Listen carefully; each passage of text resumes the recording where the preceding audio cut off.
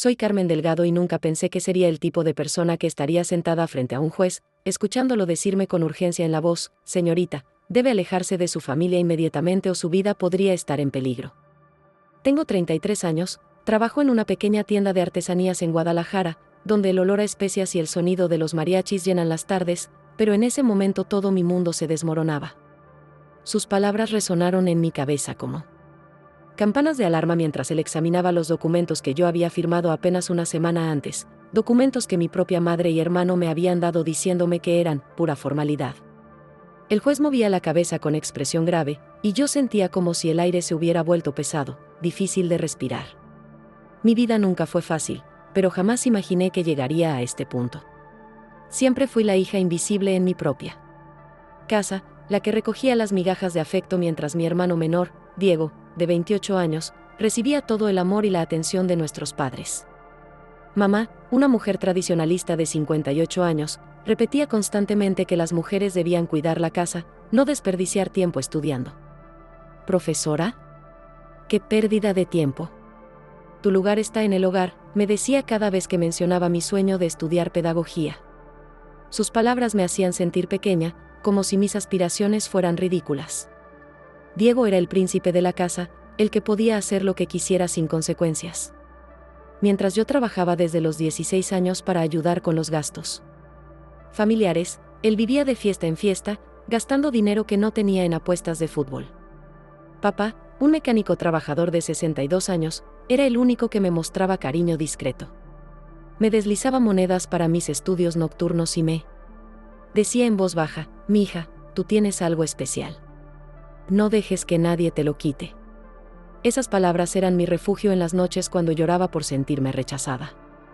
Cuando papá murió súbitamente de un infarto hace 3 meses, pensé que mi corazón no podría romperse más. Pero entonces llegó el día de la lectura del testamento, y por primera vez en mi vida, sentí que alguien realmente me había visto. El notario, un hombre mayor con voz solemne, leyó las palabras que cambiarían todo: dejó mis bienes divididos en partes iguales, 33% para mi esposa, 33% para mi hijo Diego, y 33% para mi hija Carmen. La herencia incluía nuestra casa, la pequeña oficina mecánica de papá, y sus ahorros de toda una vida. El silencio que siguió fue ensordecedor. Mamá tenía la cara roja de la rabia, y Diego apretaba los puños como si quisiera golpear algo. «Esto no puede ser», gritó mi hermano, levantándose de la silla tan bruscamente que casi la tira. «Yo soy el hombre de la familia. Yo debería heredar todo». Mamá lo tranquilizó con una mirada que no pude descifrar en ese momento, pero que ahora entiendo perfectamente. Era la mirada de alguien que ya estaba planeando algo. Las semanas que siguieron fueron las más tensas de mi vida. Diego había acumulado deudas enormes con sus apuestas, y necesitaba dinero urgentemente. Prestamistas peligrosos habían comenzado a aparecer en nuestra puerta, y él estaba desesperado. Mamá, como siempre, defendía a su hijo dorado. «Carmen», me decía con voz melosa, «la familia debe mantenerse unida. Sería muy generoso de tu parte ayudar a tu hermano en estos momentos difíciles». Pero yo sabía que generosidad para ella significaba renunciar a mi parte de la herencia. La presión aumentaba cada día. Diego alternaba entre súplicas dramáticas y ataques de ira. «Tú ni siquiera necesitas ese dinero», me gritaba. «Las mujeres siempre encuentran a alguien que las mantenga. Yo tengo responsabilidades reales». Sus palabras me dolían más de lo que jamás admitiría. Mamá asentía a todo lo que él decía, como si fuera la verdad absoluta. Comenzaron a tratarme como si fuera una extraña en mi propia casa, ignorándome durante las comidas y haciendo comentarios crueles sobre mi egoísmo. El ambiente se volvió tan tóxico que empecé a perder el sueño. Vecinos que antes me saludaban con cariño comenzaron a mirarme raro, y supe que mamá y Diego habían estado esparciendo rumores sobre mí en el barrio. «Es una hija desnaturalizada», escuché que decía mamá a la señora López del puesto de tacos. «Quiere destruir a su propia familia por dinero». Perdí varios alumnos particulares que me daban clases de apoyo, y mi pequeño ingreso se redujo aún más. Fue entonces cuando llegó esa tarde que cambió todo para siempre. Regresé del trabajo completamente agotada, sintiéndome como si cargara el peso del mundo en mis hombros. Al entrar a la casa, Encontré a mamá y Diego sentados en la mesa del comedor con una pila de papeles extendidos frente a ellos. La atmósfera estaba tan tensa que podría cortarse con un cuchillo. Mamá sostenía su rosario entre las manos y murmuraba oraciones, mientras Diego tamborileaba los dedos nerviosamente sobre la mesa. Carmen, dijo Diego con una voz que intentaba sonar casual pero que temblaba ligeramente, necesitamos que firmes estos documentos. Son papeles de reorganización familiar que todos tenemos que firmar después de la partición de bienes. Pura burocracia. Mamá asintió con fervor, sus ojos brillando con una urgencia que me hizo sentir incómoda. Sí, mija, es solo una formalidad. Tu papá estaría decepcionado si supiera que estás complicando las cosas por simple papeleo. Algo en mi estómago se retorció, pero la necesidad desesperada de ser aceptada por mi familia fue más fuerte que mi intuición. Con manos temblorosas, firmé documento tras documento sin leerlos completamente. Cada firma se sentía como si estuviera entregando una parte de mi alma. Diego recogió los papeles rápidamente con una sonrisa que nunca había visto antes, una mezcla de alivio y triunfo que me dejó con una sensación extraña en el pecho. Semanas después, cuando intenté acceder a información sobre mi herencia, para planear mis estudios universitarios, descubrí la horrible verdad. En el cartorio, el funcionario me miró con confusión. Señorita Delgado, según nuestros registros, usted renunció oficialmente a su parte de la herencia en favor de su hermano Diego. El mundo se detuvo. Los documentos que había firmado no eran formularios burocráticos, sino una transferencia legal completa de todos mis derechos hereditarios. Y fue así como terminé en la oficina de ese juez, el licenciado Hernández, un hombre de 55 años con cabello gris y ojos que habían visto demasiadas traiciones familiares. Mientras él revisaba mis documentos con expresión cada vez más grave, yo sentía como si estuviera en una pesadilla de la que no podía despertar. Sus próximas palabras resonarían en mi mente para siempre y cambiarían el curso de mi vida de una manera que jamás imaginé posible. El silencio en esa oficina era tan pesado que podía sentir mi propio corazón latiendo en mis oídos como un tambor desesperado. El juez Hernández levantó la vista de los documentos y me miró con una mezcla de compasión y urgencia que me heló la sangre. Señorita Delgado, dijo con voz grave, inclinándose hacia adelante, lo que su familia hizo con usted no solo es moralmente reprobable, sino legalmente cuestionable. Estos documentos fueron deliberadamente diseñados para engañarla. Sus palabras me golpearon como puñetazos invisibles, y sentí como si el aire se hubiera vuelto denso, imposible de respirar. ¿Qué quiere decir?, susurré, aunque una parte de mí ya sabía la respuesta. Mis manos temblaron cuando él señaló las cláusulas ocultas entre los párrafos que parecían inocentes. Mire aquí, dijo, pasando su dedo por una línea casi invisible, y aquí. Su hermano mezcló documentos legítimos con cláusulas fraudulentas. Su firma fue obtenida a través de coerción emocional y engaño deliberado.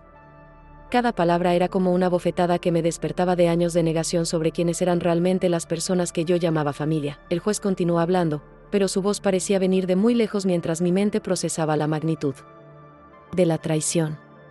Mi propia madre, la mujer que me había dado vida, había participado activamente en robarme la única cosa que papá había querido dejarme.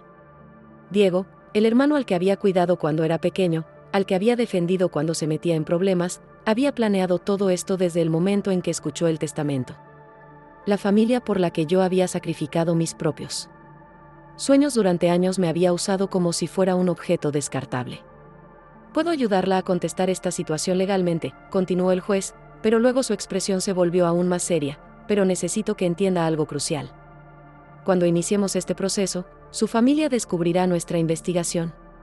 Basado en mi experiencia con casos similares, aconsejo encarecidamente que se aleje del ambiente familiar inmediatamente.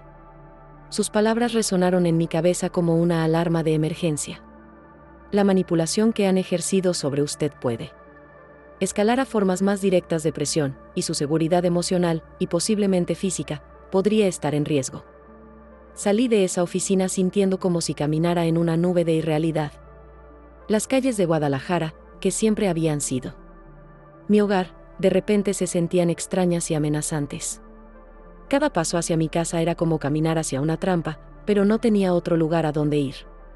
Durante el camino, mi mente no podía dejar de reproducir cada momento de manipulación que había vivido, cada vez que había justificado su comportamiento cruel diciéndome que era porque me amaban. La verdad era que nunca me habían amado. Realmente, solo habían tolerado mi presencia hasta que pudieron deshacerse de mí. Cuando llegué a casa, encontré a mamá y Diego celebrando en la sala. Había una botella de tequila abierta sobre la mesa y ambos reían como si hubieran ganado la lotería. Al verme entrar, sus expresiones cambiaron instantáneamente, como máscaras que se acomodan rápidamente. «Carmen», exclamó mamá con una sonrisa forzada, «¿cómo te fue en tus diligencias?». Su actuación era tan falsa que me dieron náuseas. Diego ni siquiera se molestó en disimular. Tenía esa sonrisa arrogante que había perfeccionado desde niño cuando conseguía lo que quería. «Ya sé lo que hicieron», dije con una voz que apenas reconocí como mía. El silencio que siguió fue diferente al de la oficina del juez. Estaba cargado de peligro. La sonrisa de mamá se desvaneció lentamente, como pintura derritiéndose bajo el sol. Diego se puso de pie, y por primera vez en mi vida, vi algo en sus ojos que me asustó. No era el hermano irresponsable que siempre había conocido, era un extraño capaz de cualquier cosa para proteger lo que había robado. «¿Qué estás insinuando, Carmen?», preguntó mamá con una voz peligrosamente baja. «Espero que no estés pensando en hacer algo estúpido que pueda lastimar a esta familia».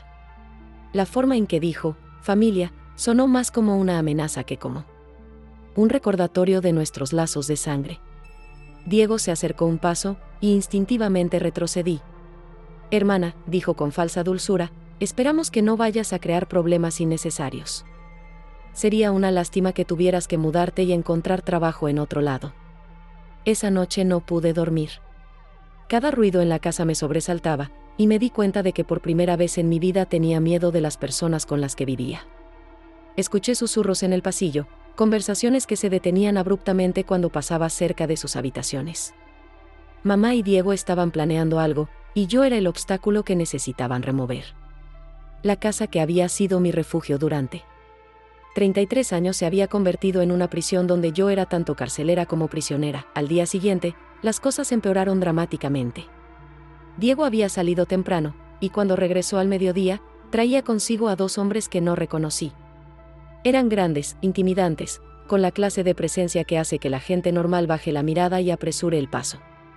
«Carmen», me llamó Diego desde la sala, «ven acá. Quiero presentarte a unos amigos». Su tono era casual, pero había algo siniestro en la forma en que los 2 extraños me miraron cuando entré a la sala. «Estos son Miguel y Roberto», dijo Diego, señalando a los hombres con una sonrisa que no llegaba a sus ojos. Les estaba contando sobre nuestra situación familiar, y ellos creen que sería mejor para todos si tú encontraras un lugar más apropiado para vivir. Uno de los hombres, Miguel, asintió lentamente mientras me estudiaba como si fuera un problema que necesitaba solución. «Tu hermano nos dice que has estado causando problemas innecesarios sobre algunos papeles», dijo, con voz áspera. «Sería inteligente de tu parte aceptar que las cosas ya están decididas». En ese momento entendí completamente lo que el juez había querido decir sobre mi seguridad. Esta no era solo una disputa familiar, Diego había escalado las cosas a un nivel completamente diferente. Mamá estaba sentada en su silla favorita, tejiendo como si nada estuviera pasando, pero pude ver la satisfacción en sus ojos. Había elegido su lado, y yo definitivamente no estaba en él. La traición se sentía como ácido en mis venas, quemando cada recuerdo feliz que había tenido de mi infancia. Esa noche, mientras fingía dormir, escuché pasos fuera de mi ventana. Alguien estaba vigilando la casa, asegurándose de que yo no fuera a ningún lado sin que lo supieran. Mi corazón latía tan fuerte que estaba segura de que toda la casa podía escucharlo. Sabía que había llegado el momento de tomar la decisión más difícil de mi vida, una decisión que cambiaría todo para siempre y me obligaría a dejar atrás no solo a mi familia, sino toda la vida que había conocido hasta ese momento. La maleta más pequeña que pude encontrar se sintió como si pesara toneladas mientras la empacaba en silencio absoluto a las 3 de la madrugada. Cada prenda que doblaba era una despedida silenciosa a la mujer que había sido hasta ese momento. La Carmen que creía en el amor incondicional de la familia y que justificaba cada humillación como una prueba de lealtad. Mis manos temblaban mientras guardaba la única foto que tenía con papá, tomada el día que me gradué de la preparatoria, donde él sonreía orgulloso mientras mamá miraba hacia otro lado. Esa imagen ahora cobraba un significado completamente diferente, como si hubiera sido una advertencia que nunca supe interpretar. El piso de madera crujía bajo mis pies como si quisiera delatarme, y cada sonido me hacía detenerme con el corazón en la garganta. Desde mi ventana podía ver la sombra de uno de los hombres de Diego recargado contra el poste de luz, fumando un cigarro que brillaba como un faro de peligro en la oscuridad. No era paranoia, realmente me estaban vigilando como si fuera una criminal en mi propia casa. La realidad de mi situación me golpeó con una fuerza brutal. Mi familia no solo me había robado mi herencia, sino que ahora me trataba como una amenaza que debía ser neutralizada. Dejé una carta sobre mi cama. Con palabras que me costó una eternidad escribir, necesito tiempo para reflexionar sobre los acontecimientos recientes. No se preocupen por mí, estaré bien. Los contactaré cuando me sienta preparada. Cada palabra era mentira y verdad al mismo tiempo. Necesitaba tiempo, pero no para reflexionar, sino para sobrevivir. Estaría bien, pero solo si lograba escapar. Y los contactaría cuando estuviera preparada, lo cual podría ser nunca. La carta temblaba en mis manos como si las palabras quisieran cambiar por sí solas. Salí por la puerta trasera de la cocina, la misma por donde había entrado miles de veces cuando llegaba tarde del trabajo, esperando encontrar una cena caliente. Y rostros familiares. Ahora esa misma puerta se sentía como la entrada a un mundo desconocido y aterrador. El aire frío de la madrugada me cortó la cara como cuchillos pequeños, pero preferí ese dolor físico al emocional que había estado cargando durante semanas. Caminé pegada a las sombras hasta llegar a la esquina, donde sabía que el vigilante no podría verme. Mi corazón latía tan fuerte que estaba segura de que toda la colonia podía escucharlo. Cada paso me alejaba no solo de la casa donde había nacido, sino de toda la identidad que había construido durante 33 años. Carmen, la hija obediente. Carmen, la hermana protectora. Carmen, la que siempre perdonaba y justificaba. Esa mujer estaba muriendo con cada metro que avanzaba, y una parte de mí la lloró mientras otra parte celebraba silenciosamente su liberación. El autobús que tomé a las 5 de la mañana me llevó hacia el otro lado de la ciudad, hacia un futuro completamente incierto. La primera semana viviendo en un cuarto de azotea en la colonia Roma fue como existir en un limbo emocional. El espacio era minúsculo, con apenas suficiente lugar para una cama individual y un pequeño escritorio, pero era mío. Por primera vez en mi vida, nadie podía entrar sin mi permiso, nadie podía criticar mis decisiones, y nadie podía hacerme sentir pequeña e insignificante. Las paredes descascaradas y el techo que goteaba cuando llovía se sentían más como hogar que la casa donde había pasado toda mi vida. Conseguí trabajo como asistente administrativa en una escuela primaria del sector, un empleo que pagaba menos de lo que ganaba en la tienda de artesanías, pero que me daba algo que el dinero no podía comprar: respeto. La directora, una mujer de 50 años llamada Esperanza, me trató desde el primer día como si mis opiniones importaran. Carmen, me dijo después de mi primera semana, tienes algo especial para conectar con la gente. ¿Has considerado estudiar para ser maestra? Sus palabras resonaron en mi corazón como campanas de esperanza que habían estado silenciadas durante demasiado tiempo, pero las noches eran las más difíciles. En el silencio de mi pequeño cuarto, los recuerdos me atacaban como fantasmas hambrientos. Recordaba las mañanas de domingo cuando mamá hacía tamales y toda la casa olía a masa y chile, antes de que supiera que ese amor tenía condiciones. Recordaba las veces que Diego llegaba borracho y yo lo ayudaba a llegar a su cama, cubriéndolo para que mamá no se diera cuenta de su estado. Esos recuerdos ahora se sentían como cuchillos que se retorcían en una herida abierta, porque sabía que todo había sido una actuación cuidadosamente construida. 3 meses después de mi escape, sucedió algo que cambió todo nuevamente. Estaba saliendo de la escuela cuando vi una figura familiar esperándome en la puerta. Era Diego. Se veía demacrado, como si hubiera perdido peso, y tenía ojeras profundas que nunca había notado antes. Mi instinto inmediato fue correr, pero algo en su postura me hizo quedarme paralizada. No parecía el hombre arrogante que había conocido toda mi vida, parecía asustado. Carmen, dijo acercándose lentamente, como si temiera que yo fuera a desaparecer, necesitamos hablar. Todo se ha ido al carajo desde que te fuiste. Su voz tenía una desesperación que nunca había escuchado antes, y por un momento, una parte estúpida de mí quiso consolarlo como había hecho tantas veces en el pasado. Pero entonces recordé las palabras del juez, los hombres intimidantes en mi casa, la traición que había destruido mi vida, y esa compasión automática se convirtió en rabia fría. ¿Ahora quieres hablar?, le pregunté, sintiendo como la ira me daba una fuerza que no sabía que tenía. Después de robarme, amenazarme y poner vigilancia en la casa. Diego bajó la mirada, y por primera vez en nuestras vidas, él era el que se veía pequeño e insignificante. Carmen, yo no sabía que las cosas llegarían tan lejos, murmuró, pero sus palabras sonaban huecas, como excusas baratas que había ensayado frente al espejo. Fue entonces cuando me di cuenta de algo que me cambió para siempre. No sentía lástima por él. La Carmen que había vivido durante 33 años habría corrido a consolarlo, habría buscado maneras de arreglar sus problemas, habría sacrificado su propia felicidad para ver a su hermano sonreír nuevamente. Pero esa Carmen había muerto la noche que escapé de esa casa. La mujer que estaba parada frente a él ahora era alguien completamente diferente, alguien que había aprendido que el amor propio era más importante que la aprobación familiar. Y esa realización fue tanto liberadora como absolutamente aterradora. Mamá está enferma, fueron las primeras palabras que salieron de la boca de Diego, y por un segundo mi corazón se detuvo como si alguien hubiera presionado un botón de pausa en mi pecho. Pero luego vi la forma calculadora en que me miraba, estudiando mi reacción como un depredador que evalúa a su presa, y supe que esta era otra manipulación más refinada. Los doctores dicen que ese estrés, continuó, dando un paso más cerca, desde que te fuiste no ha sido la misma. Se la pasa llorando y repitiendo tu nombre.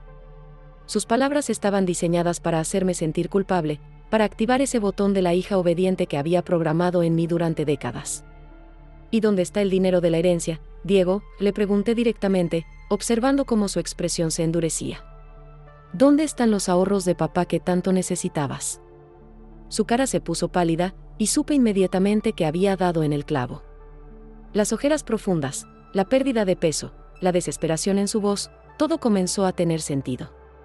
El dinero se había terminado, probablemente en las mesas de apuestas donde había estado perdiendo desde que era adolescente, y ahora enfrentaba las consecuencias de una vida de irresponsabilidad financiera. Las cosas se complicaron, murmuró, evitando mi mirada. Tuve algunas malas rachas, pero ya lo voy a recuperar. Solo necesito un poco más de tiempo. Su voz tenía la misma tonalidad que usaba cuando era niño y rompía algo en la casa, esa mezcla de súplica y justificación que siempre había funcionado con mamá. Pero yo ya no era la hermana que limpiaba sus desastres.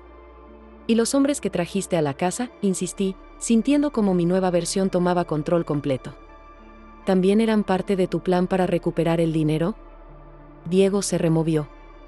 Incómodo, y por primera vez desde que lo conocía, parecía genuinamente avergonzado. Eso se salió de control, admitió.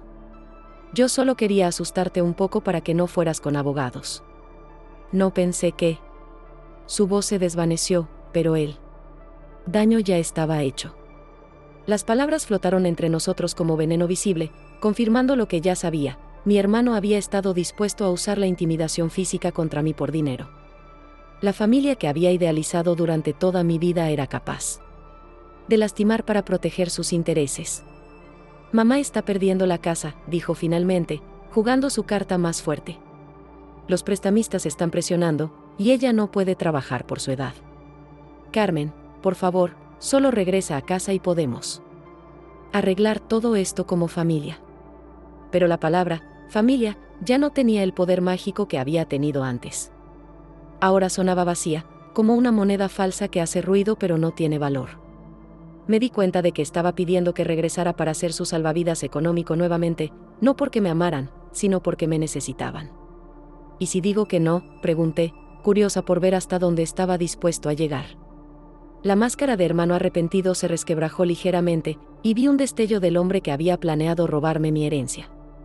Carmen, dijo con una voz que intentaba sonar amenazante pero que temblaba de desesperación, no creo que entiendas lo peligrosa que puede ser la situación para todos nosotros si esto no se resuelve pronto. Era una amenaza disfrazada de preocupación, pero tan transparente que casi me dio risa. Esa noche, después de que Diego se fuera con las manos vacías y una expresión de derrota que nunca había visto en él, me senté en mi pequeño cuarto. Y sentí algo que no había experimentado en meses: paz completa. Por primera vez en mi vida, había puesto límites firmes con mi familia y había sobrevivido. No me había desplomado, no había cedido a la manipulación, y no había sacrificado mi bienestar por la comodidad de otros. La mujer que había escapado de esa casa 3 meses atrás estaba floreciendo de maneras que nunca imaginé posibles, pero la tranquilidad duró poco. Al día siguiente, cuando llegué a la escuela, la directora Esperanza me llamó a su oficina con una expresión preocupada. Carmen, me dijo, cerrando la puerta detrás de mí, ayer vino una mujer preguntando por ti. Decía ser tu madre, pero algo en su actitud me hizo sentir incómoda. Mi estómago se contrajo como si hubiera recibido un puñetazo. ¿Qué quería?, pregunté, aunque una parte de mí ya sabía la respuesta. Estaba preguntando sobre tu horario, dónde vives ahora, si tenías amigos cercanos aquí, continuó Esperanza, observándome cuidadosamente. Le dije que no podía dar información personal sobre empleados, pero insistía que era una emergencia familiar. Carmen, ¿estás en algún tipo de peligro? La preocupación genuina en su voz me hizo darme cuenta de algo importante. Había personas en mi nueva vida que se preocupaban por mi bienestar sin esperar nada a cambio. Eso era lo que realmente significaba ser valorada. Esa tarde, mientras caminaba hacia mi cuarto después del trabajo, noté que alguien me seguía. Era una sensación sutil pero inconfundible, como cuando sabes que te están observando aunque no puedas ver a la persona. Me detuve frente a una tienda de abarrotes y fingí examinar los productos en el escaparate, usando el reflejo para confirmar mis sospechas.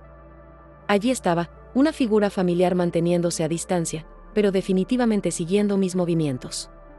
Era uno de los hombres que Diego había traído a la casa meses atrás. Mi corazón comenzó a latir más rápido, pero esta vez no era pánico, era una mezcla de ira y determinación que me sorprendió. La Carmen que había huido en silencio ya no existía. Esta nueva versión de mí no iba a ser intimidada por tácticas baratas de acoso. Saqué mi teléfono y marqué directamente a la policía, hablando lo suficientemente alto como para que mi perseguidor pudiera escuchar cada palabra. Oficial, necesito reportar que me están siguiendo. Es en relación con un caso de fraude familiar que ya está siendo investigado por el juez Hernández. El efecto fue inmediato. La figura se alejó rápidamente, desapareciendo entre la multitud del mercado. Pero el mensaje estaba claro, mi familia había escalado nuevamente sus tácticas, y ahora usaban vigilancia profesional para presionarme. La guerra que había comenzado con documentos falsos ahora se había convertido en algo mucho más serio, y yo tendría que tomar decisiones que cambiarían el curso de mi vida para siempre. El teléfono sonó a las 2 de la madrugada como una sirena de emergencia que me despertó con el corazón saltando fuera del pecho. En la pantalla brillaba el nombre que había estado evitando durante meses, mamá. Por un momento me quedé paralizada, mirando cómo el aparato vibraba en mis manos como si fuera una bomba a punto de explotar. Después de 10 timbrazos insistentes, contesté con una voz, que apenas reconocí como mía, ronca por el sueño y la tensión acumulada durante semanas de persecución. Carmen, gracias a Dios, sollozó mamá del otro lado, y su llanto sonaba tan real que por un segundo mi corazón se ablandó automáticamente. Mija, tienes que venir a casa inmediatamente. Diego está en el hospital, se intentó suicidar. Las palabras me golpearon como balas de hielo, y sentí como toda la fuerza que había construido durante meses se tambaleaba peligrosamente. Los doctores dicen que está grave, que necesita a su familia. Carmen, por favor, ven a casa, te necesitamos. Mi mente se fragmentó en 1000 pedazos contradictorios. Una parte de mí, la hermana que había cuidado a Diego durante toda su infancia, quería correr al hospital inmediatamente, pero otra parte, la mujer que había aprendido a reconocer la manipulación, notó algo extraño en el llanto de mamá. Era demasiado performativo, demasiado calculado, como si estuviera actuando para una audiencia invisible. ¿En qué hospital está?, pregunté, decidiendo probar mis sospechas. En el hospital civil, respondió rápidamente, sala de emergencias. Carmen, date prisa, no sabemos si va a sobrevivir la noche. Pero había un problema. Yo sabía que Diego tenía seguro médico privado a través de su último trabajo, y jamás lo llevarían al hospital público si realmente estuviera en estado crítico. Era un detalle pequeño, pero mi nueva versión había aprendido a prestar atención a las inconsistencias que antes pasaba por alto cegada por la culpa y el amor malentendido. Voy para allá, mentí, y colgué antes de que pudiera decir algo más.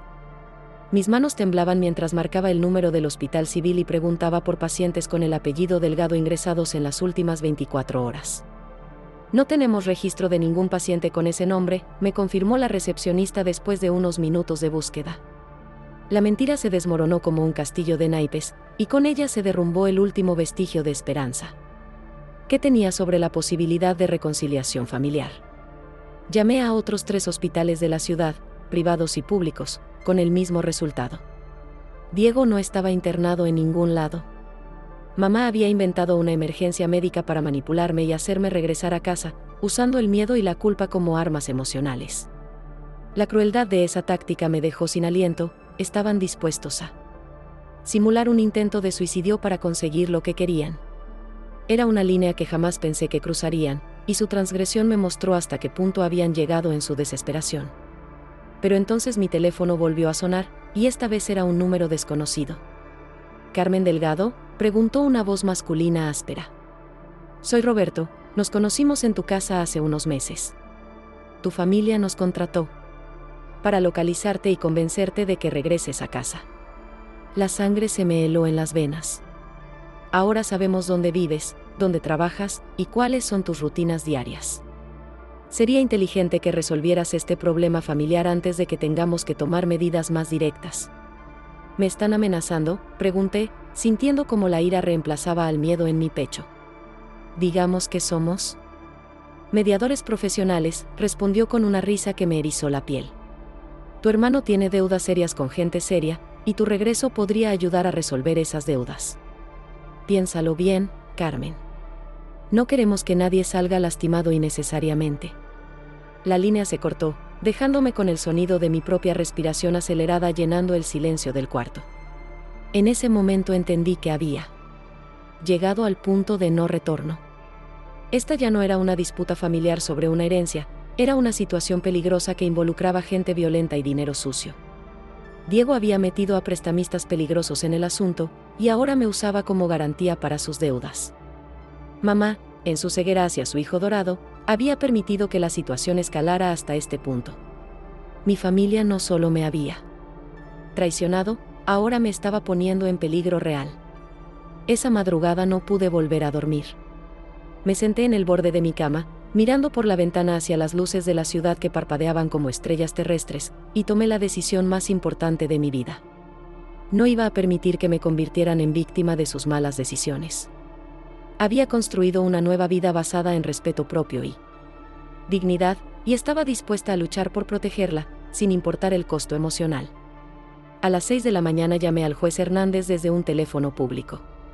Su situación ha escalado exactamente como temía, me dijo con voz grave después de escuchar mi relato. Esto ya no es solo fraude documental, ahora incluye extorsión e intimidación. Necesito que venga a mi oficina inmediatamente para formalizar una denuncia penal y solicitar una orden de restricción. Sus palabras fueron como una validación de que no estaba loca, de que lo que me estaba pasando era real y serio. Pero hay algo más que necesita saber, continuó el juez.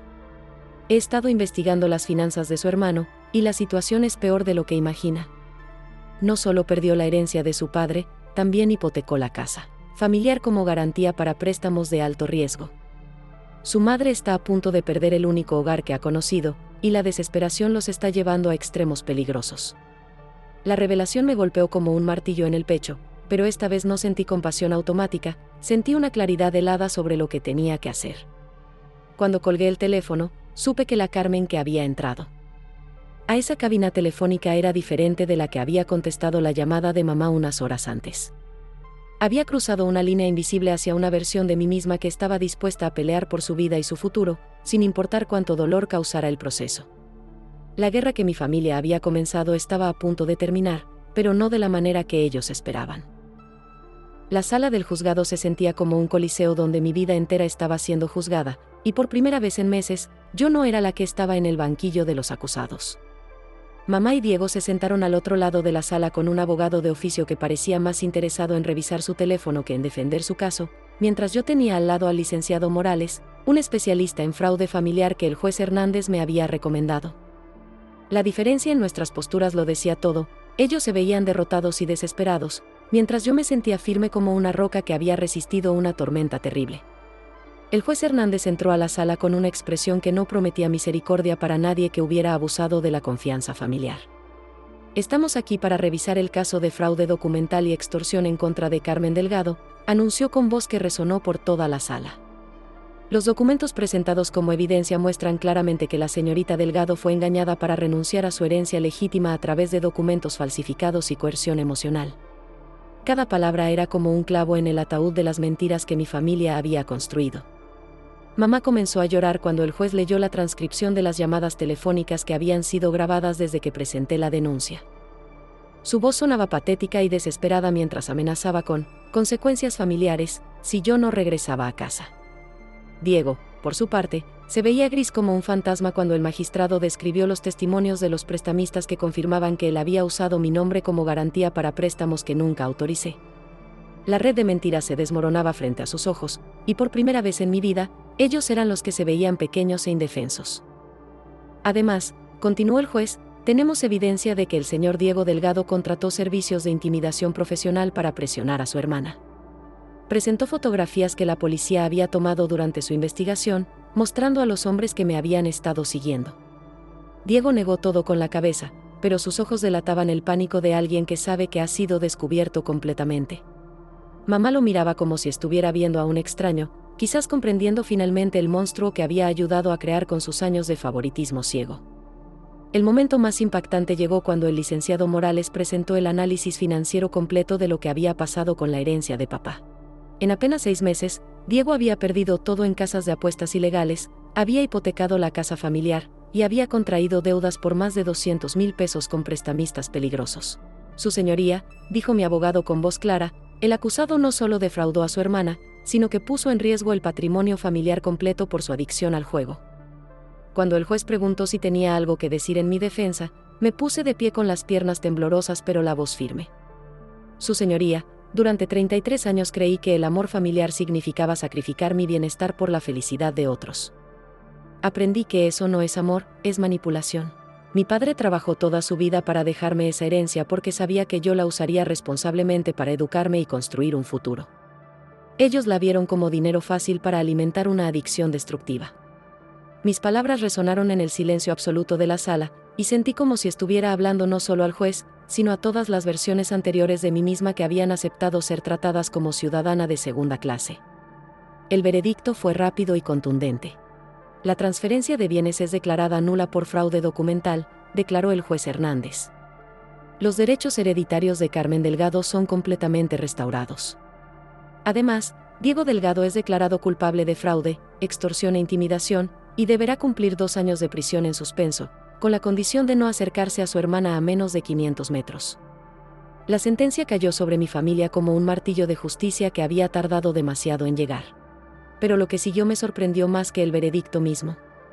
Mamá se acercó a mí cuando salíamos del juzgado, con una expresión que nunca había visto en su rostro, vergüenza genuina mezclada con algo que tardé en reconocer como respeto. Carmen, me dijo con voz quebrada, no sabía, yo no entendía lo que Diego estaba haciendo realmente. Pensé que solo quería proteger a la familia, pero destruyó todo lo que tu padre construyó. Sus palabras sonaban como una disculpa real, no como las manipulaciones emocionales que había usado toda la vida. Mamá, le respondí, sintiendo una calma extraña, papá me dejó esa herencia porque sabía que yo la cuidaría. Pero más importante que el dinero, me enseñó que merezco respeto y dignidad. Eso es lo que voy a proteger ahora. No era perdón ni reconciliación, era un establecimiento claro de límites y expectativas. Si quería ser parte de mi nueva vida, tendría que aceptar a la mujer en la que me había convertido, no tratar de convertirme nuevamente en la niña obediente que había sido. Diego, por su parte, se alejó sin decir una palabra, escoltado por su abogado de oficio y con la cabeza gacha. En sus ojos vi algo que nunca había visto antes, la comprensión de que había perdido para siempre a la hermana que siempre había estado ahí para salvarlo de las consecuencias de sus acciones. Esta vez no habría rescate, no habría segunda oportunidad, no habría Carmen limpiando su desastre. Había quemado ese puente completamente, y las llamas seguían ardiendo. Esa tarde, cuando regresé a mi pequeño cuarto en la azotea, encontré un sobre que alguien había deslizado bajo mi puerta. Dentro había un cheque por el valor completo de mi herencia, junto con una nota del banco explicando que todos los bienes hipotecados ilegalmente habían sido liberados y devueltos a su estado original. Por primera vez en meses, sostuve en mis manos no solo mi independencia financiera, sino la validación tangible de que luchar por mí misma había valido la pena completamente. Pero el dinero ya no era lo más importante. Lo que realmente había ganado era algo mucho más valioso, la certeza absoluta de que merecía respeto, amor genuino, y la libertad de construir mi vida según mis propios términos. La mujer que había huido en silencio de su casa había regresado como una guerrera que había peleado por su dignidad y había ganado la batalla más importante de su vida. 2 años después, me encontré parada frente al espejo de mi nuevo apartamento, ajustándome la toga de graduación que había soñado usar desde que era niña. El título de licenciada en pedagogía brillaba en el marco sobre mi escritorio, junto a una fotografía donde aparezco sonriendo rodeada de mis compañeros de clase el día que presenté mi tesis sobre educación emocional para niños en situaciones de vulnerabilidad familiar. Era irónico que mi experiencia personal se hubiera convertido en la base de mi carrera profesional, pero había aprendido que las heridas más profundas a menudo se transforman en las fortalezas más poderosas cuando decides sanar en lugar de solo sobrevivir. La escuela donde ahora trabajaba como maestra titular me había recibido con brazos abiertos, y mis alumnos de tercer grado se habían convertido en el centro de mi universo profesional. Cada mañana, cuando veía sus caritas expectantes esperando aprender algo nuevo, recordaba por qué había luchado tanto por llegar hasta ahí. Maestra Carmen, me había dicho la pequeña Sofía la semana anterior, ¿es cierto que antes usted era muy triste pero ahora es muy feliz? Su pregunta infantil había tocado una verdad profunda. La transformación era visible hasta para una niña de 8 años. El apartamento donde vivía ahora estaba en una zona completamente diferente de la ciudad, un lugar donde nadie conocía mi historia anterior y donde había construido relaciones basadas en quién era realmente, no en las expectativas familiares que había cargado durante décadas. Las paredes estaban decoradas con diplomas, fotografías de viajes que había hecho con amigas genuinas, y plantas que cuidaba con el mismo amor que una vez desperdicié tratando de ganar afecto que nunca llegó. Era un hogar pequeño pero lleno de paz, donde cada objeto tenía su lugar y cada decisión era completamente mía. La herencia de papá había sido invertida cuidadosamente, parte para mis estudios, parte para mi nuevo hogar, y una cantidad considerable en una cuenta de ahorros que crecía mensualmente con mi salario de maestra. Pero más allá del aspecto financiero, había usado el dinero para algo que papá habría aprobado completamente: crear una fundación pequeña que ofrecía asesoría legal gratuita a mujeres que enfrentaban fraude familiar. El juez Hernández se había convertido en mi mentor y consejero legal para el proyecto, y juntos habíamos ayudado a más de 20 familias a resolver situaciones similares a la mía. Mamá había intentado contactarme varias veces durante esos 2 años. Las primeras llamadas las había ignorado completamente, pero gradualmente comencé a responder mensajes ocasionales. Nuestras conversaciones eran diferentes ahora, cortas, respetuosas, y sin las manipulaciones emocionales que antes caracterizaban cada interacción. Ella había perdido la casa familiar después de todo, y ahora vivía en un departamento pequeño cerca del centro, trabajando medio tiempo en una tienda de ropa. Era una versión humillada de la mujer autoritaria que había conocido, y aunque no sentía satisfacción por su caída, tampoco sentía la compulsión automática de rescatarla. Diego había desaparecido de nuestras vidas completamente después del juicio. Mamá mencionó una vez que se había mudado a otra ciudad, probablemente huyendo de los prestamistas que seguían buscándolo. No pregunté detalles, y ella no ofreció más información. Era como si hubiera sido borrado de la historia familiar, un capítulo cerrado que ninguna de nosotras quería volver a abrir. La ausencia de su drama constante había permitido que tanto mamá como yo viéramos con claridad quiénes éramos realmente sin su influencia tóxica. El cambio más profundo había sido interno. La Carmen que solía justificar cada crueldad como amor familiar complicado, había sido reemplazada por una mujer que reconocía la manipulación desde la primera señal de alerta. Había aprendido a confiar en mi intuición, a poner límites firmes, y a valorar mi propia paz mental por encima de la comodidad de otros. Era una transformación que se reflejaba en cada aspecto de mi vida, en cómo elegía mis amistades, en cómo manejaba conflictos laborales, y en cómo me relacionaba conmigo misma. Esa tarde, mientras corregía tareas de mis alumnos en mi escritorio favorito junto a la ventana, recibí una llamada inesperada. Era la directora de una escuela más grande del otro lado de la ciudad, ofreciéndome un puesto como coordinadora del Departamento de Apoyo Psicopedagógico. Hemos escuchado sobre su trabajo con niños en situaciones familiares difíciles, me explicó, y creemos que sería perfecta para liderar nuestro nuevo programa. La oferta representaba no solo un crecimiento profesional significativo, sino el reconocimiento de que mis experiencias personales se habían convertido en una fortaleza profesional valiosa. Mientras consideraba la propuesta, mi mente viajó a esa madrugada de hace 2 años cuando había empacado mi maleta en silencio, sin saber si sobreviviría emocionalmente a dejar todo atrás. La mujer asustada que había huido de su casa familiar jamás habría imaginado que estaría recibiendo ofertas profesionales por su expertise en resolver conflictos familiares. Era prueba viviente de que a veces perder todo lo que creías que necesitabas es el primer paso para ganar todo lo que realmente mereces. Esa noche, sentada en mi balcón pequeño con una taza de té y mirando las luces de la ciudad que se había convertido en mi verdadero hogar, reflexioné sobre el camino recorrido. No había sido fácil, había requerido más coraje del que sabía que tenía, y había dolido de maneras que todavía me sorprendían ocasionalmente. Pero había valido cada lágrima, cada noche de insomnio, cada momento de incertidumbre. Había intercambiado una vida de aprobación condicionada por una vida de respeto propio incondicional. El juez Hernández tenía razón cuando me había implorado que huyera inmediatamente. Mi vida realmente había estado en peligro, pero no solo físicamente. Mi identidad, mi autoestima y mi capacidad de ser feliz habían estado bajo ataque constante por años. Alejarme no solo me había salvado de una situación tóxica, me había dado la oportunidad de descubrir quién era realmente cuando nadie me estaba diciendo quién debía ser. Y esa mujer que había encontrado, la verdadera Carmen Delgado, valía más que cualquier herencia, cualquier aprobación familiar, o cualquier comodidad que hubiera sacrificado por llegar hasta aquí. Nunca más volví a casa, porque finalmente había aprendido que el hogar no es un lugar donde naciste, sino donde decides florecer.